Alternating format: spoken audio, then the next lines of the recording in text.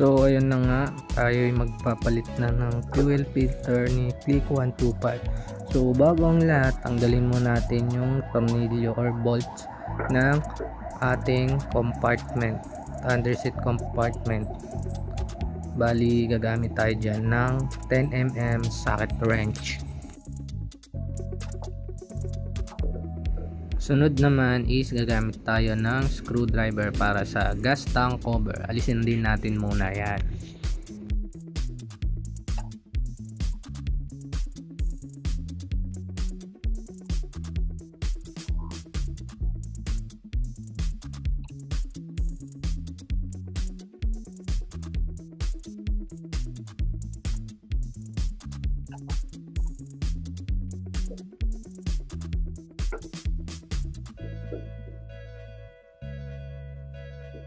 Then alisin muna natin yung lock ng wirings para maalis na natin yung compartment ni Click 125. Tanggalin muna natin sa pagka-lock, unting sikwat, tapos hugutin na natin ang ating underseat compartment ni Click 125.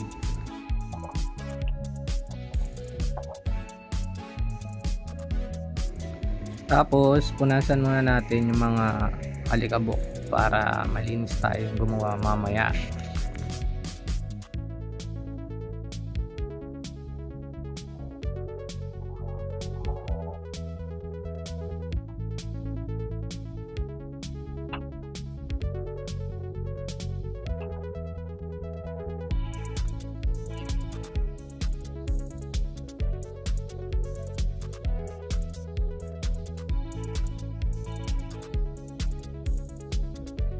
Bali, nispatan ko pala ng konti yung mga may kalawang na part para hindi na siya lumala. Then, pupunasan natin yan ng basahan kaagad.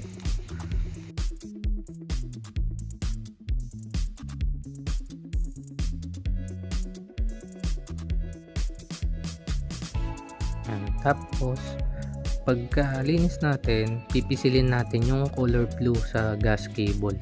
Pisil, pull up, then hihilahin natin siya ng dahan-dahan. Pag naiangat na yung color blue na yan na pinakalock ng gas cable ng ating tangke. After siya mahugot, set aside muna natin yung ating gas hose para ng ating gas tank. Tapos linisin muna natin ng konti yung mga alikabok. Susunod na natin yung kable naman na nakonekta sa ating fuel pump. Pipisilin mo lang yung nasa bandang dulong part, then dahan-dahan mo rin siyang hilahin. Napaka basic lang naman. Ayan. Set aside din muna natin yan.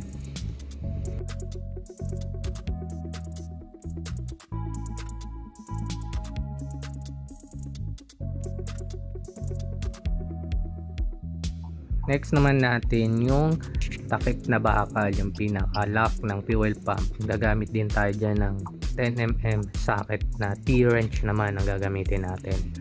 Pwede rin yung parang Y, basta 10mm goods na yon sa pagtanggal ng pinaka-lock ng ating fuel pump.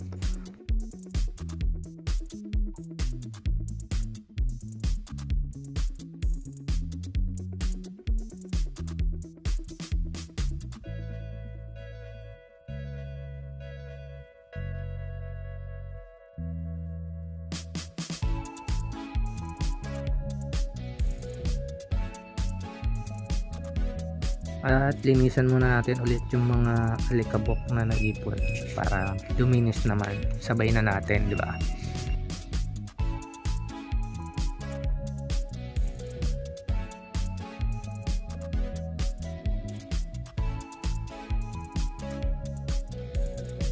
At bubunutin na natin siya ng dahan-dahan. Dahan-dahan lang, hawakan natin, alalay lang sa paghugot kasi matagal yung nakabaon, so kailangan nating dahan-dahan yung hugot. Yan.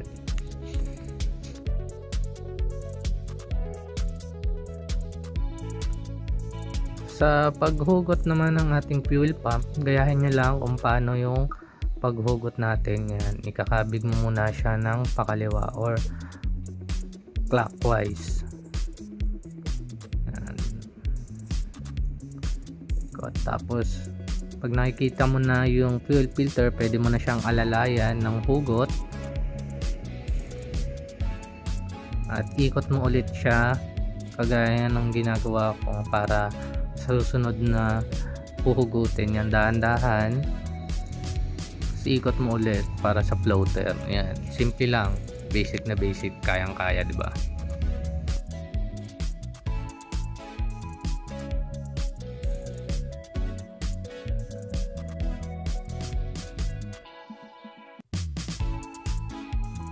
Sa pagtanggal naman ng fuel filter, meron tayong susungkitin dyan bago natin siya iikot papihit paalis.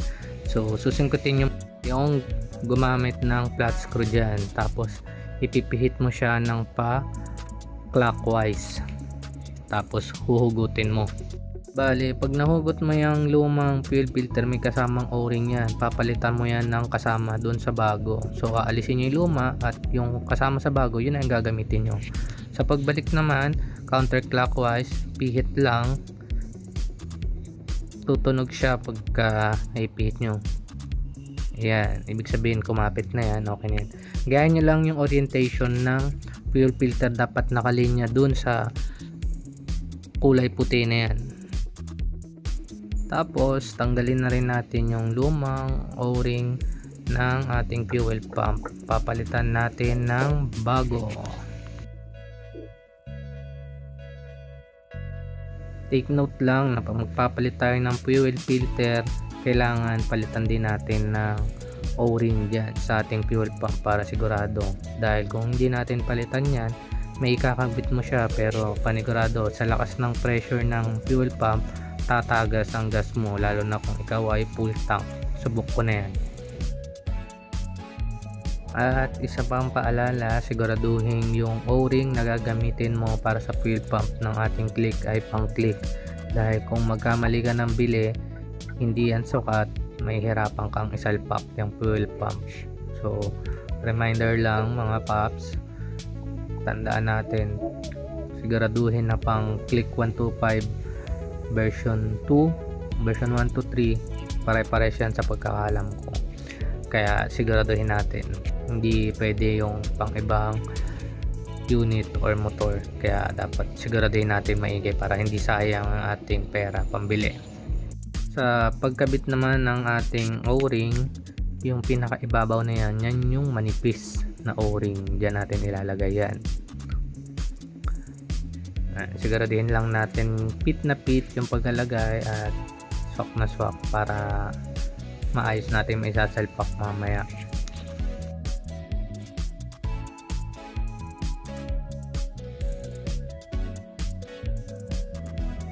Sunod yung isang o-ring, yan yung ilalagay natin dun sa may parang kanal pa yan, may pagsasampahan din yan, kaya dapat dun lang natin siya ilalagay.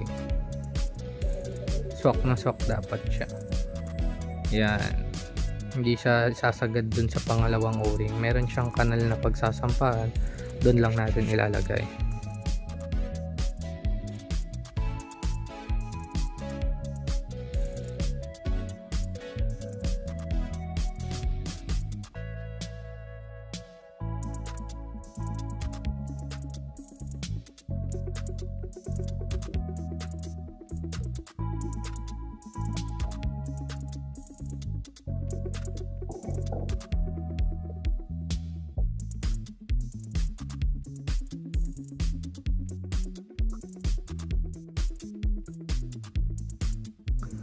Sa pagbalik naman niya, so sundan nyo lang ulit yung kung paano nyo siya hinugot, ganun lang. Unahin natin yung floater, tapos ikakabig natin yan ng dahan-dahan, ikot natin ang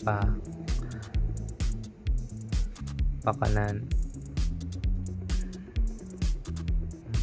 Make sure lang na maganda yung pagkapasok. Tapos susunod natin yung fuel filter. Pag naisuksok mo na yan, mabilis na lang yan, swabe na yan.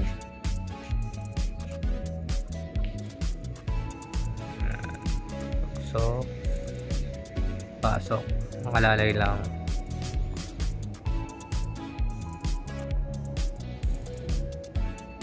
Yun. Pag nagawa mo yung ganyan, pwede ka na magpalit. Marunong ka na. Congrats. Kung ano yung position ng pagbunot mo kanina ng fuel pump, ganun mo lang din ibabalik. Tapos ilock na natin. Yun lang. Tapos na, basic mga POPs, mga ambient kamatic nating tropa dyan.